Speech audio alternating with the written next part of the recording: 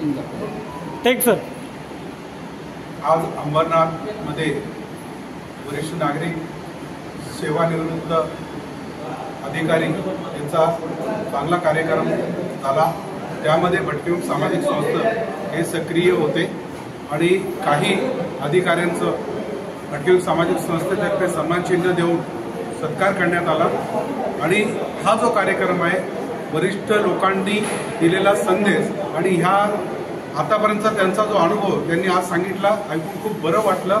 आणि त्यांच्या सगळ्या गोष्टीवरती आम्ही कार्य करत राहणार। भटकळून सामाजिक संस्था म्हणून त्यांचे जे काही अडीअडचणी असतील किंवा काही प्रश्न असेल तर सदैव या संघटनेबरोबर आम्ही एकत्र राहून ते कार्य करू।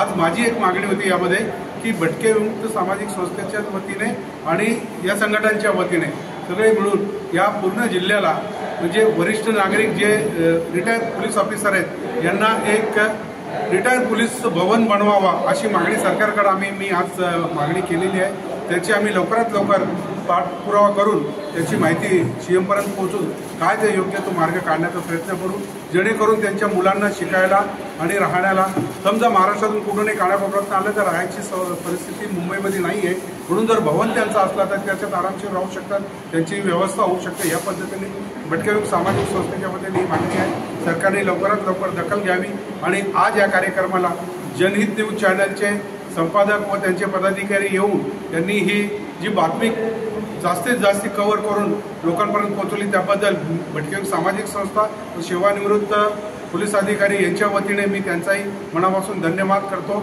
जय हिंद, जय भारत। धन्यवाद।